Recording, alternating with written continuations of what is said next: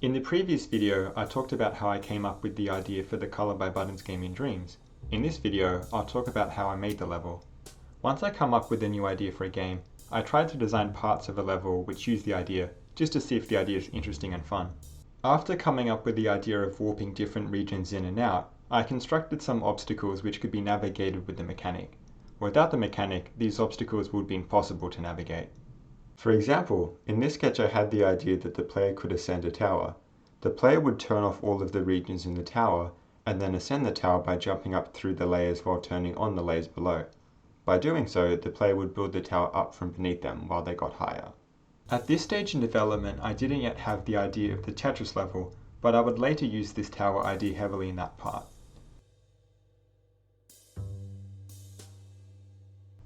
After experimenting by making obstacles, I then tried to come up with something which actually looked like a color by number sketch, and which would also be fun to navigate. The first idea which seemed promising was that of a window and adjacent bookcases. I drew a sketch of a possible structure and the optimal path the player would take, and then I thought about the colors of the different areas and the buttons which should be pressed. Note that I initially assigned the black regions to the L2 button instead of the jump button. This was something I would change later on, as repeatedly press and jump and L2 at the same time made the game a bit too difficult. Once I finished the sketch, I built this part of the level in Dreams and played it. It confirmed to me that the gameplay was both challenging and fun, and it convinced me that this was a good idea for a game, and something I should make. After I had finished constructing the window and bookshelf, I began thinking about what came before and after the window.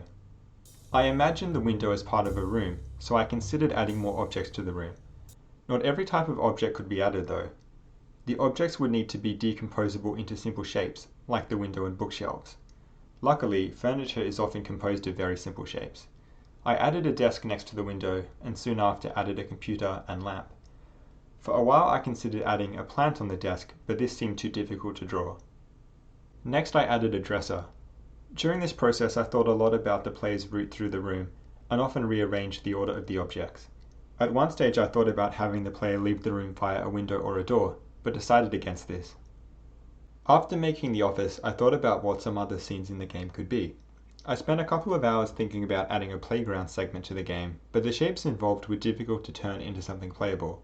The shapes in the office scene were made of medium-sized regions with different colors, so I tried to think of a theme which also had objects with medium-sized regions. The map of a metro, and in particular that of New York City, seemed to fit these criteria.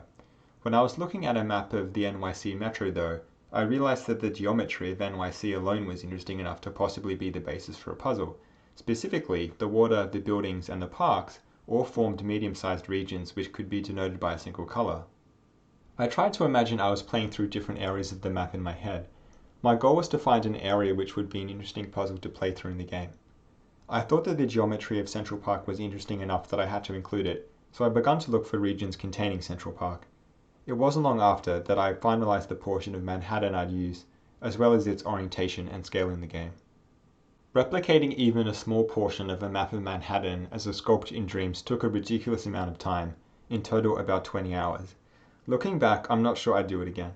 The difficulty came from roughly two places. First, I had to figure out how to decompose shapes into rectangles and triangles. For some parts of the map this was super easy, but how do you decompose something which looks like this into rectangles and triangles? I did all of the approximations by hand, but I don't think they look too different from the actual geometries. The other difficulty was that I had to sculpt most things twice. In the case of the lakes of Central Park, not only did I have to make the lakes separate sculpts, but I had to sculpt the hole that the lakes made in the park. That is, I had to sculpt the lake as well as its hole. Doing this for a cube within a cube is simple enough, but as you have seen, the lakes have complicated geometries. Several days later, I had somehow managed to accurately recreate the parks and lakes as sculpts, so the rest was just a matter of drawing the streets. The map would have been too crowded with lines if I had added all the streets though, so I just included the busiest ones. So after 4 days of sculpting, the segment of Manhattan was finally done. At this point I was tired of sculpting and wanted to move on to something which was significantly easier to make.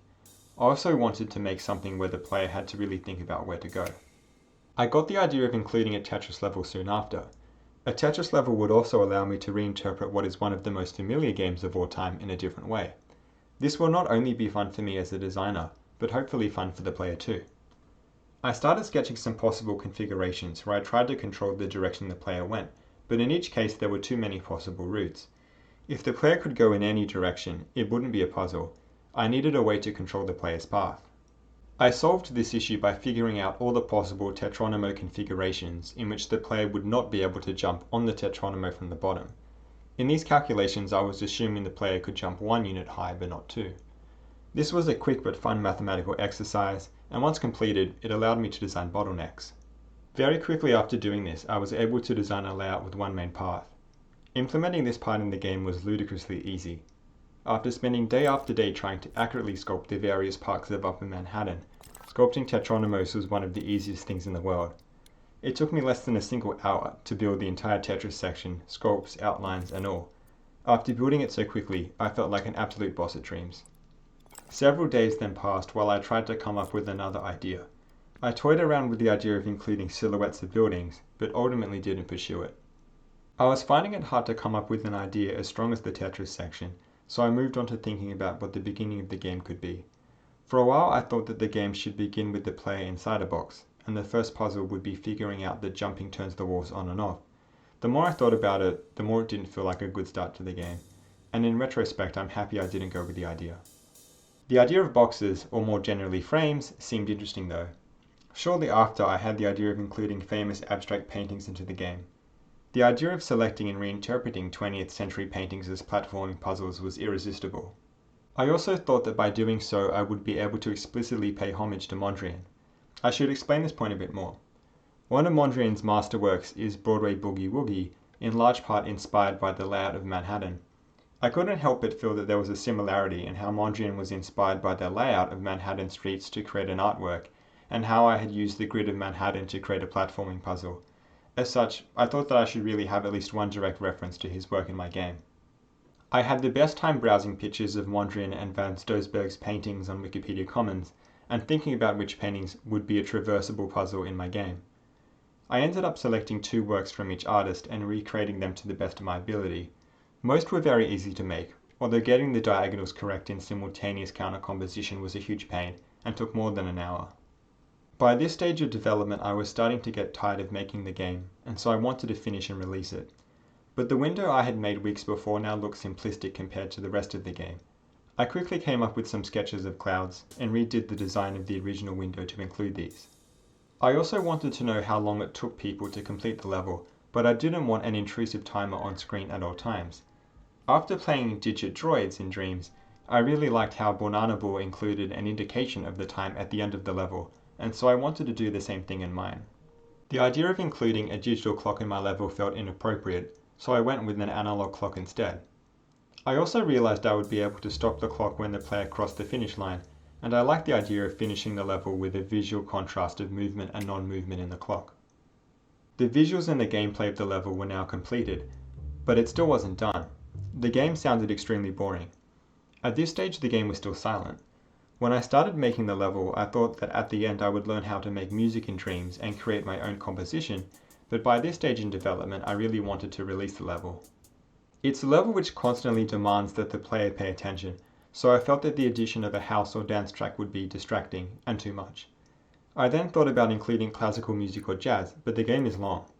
I suspected that most people would take between 15 and 25 minutes to complete the level, but I wasn't able to find any relaxing classical pieces of that length in Dreams. As such, I needed a quick way to make the sound design both interesting and somewhat relaxing. The idea of having a note play whenever a button is pressed seemed to satisfy both these criteria.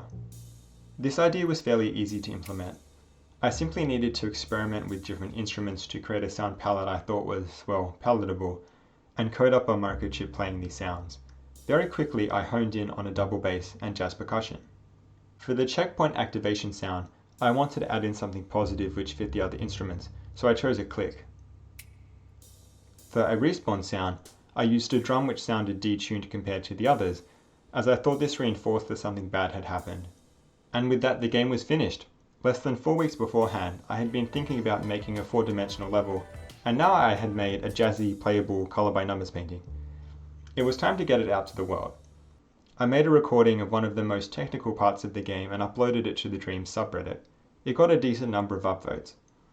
I also sent the game around to a couple of people via the Sent a Dreamer feature in Dreams. Several weeks later, the game was featured in the official Media Molecule creation stream on Twitch. This is great. It is great, isn't it? And after that it was chosen as MM Pick of the Week. At the time of recording, the game has had a collective playtime of over 4 weeks and has received over 1,400 likes. Of the games I've made so far, Color by Buttons World is easily the one I'm proudest of. Making it was a lot of work, but also a huge amount of fun. When I first downloaded Dreams in mid-2020, I had absolutely no idea that by the end of the year I would have created something which thousands of people have played and enjoyed, and Media Molecule deserves all the credit. Thank you Media Molecule for creating this most astonishing piece of software, in which we can create technical art like never before, and share it around for others to enjoy. 2020 was a year in which the incompetence of elected leaders worldwide directly resulted in the deaths of millions of people. 2020 was exhausting, yet Dreams offered somewhat of an escape. I felt exceptionally lucky to have discovered the creative oasis that is Dreams last year, and am happy to have contributed to this phenomenal and creative community. Thanks for watching, and more importantly, thanks for playing.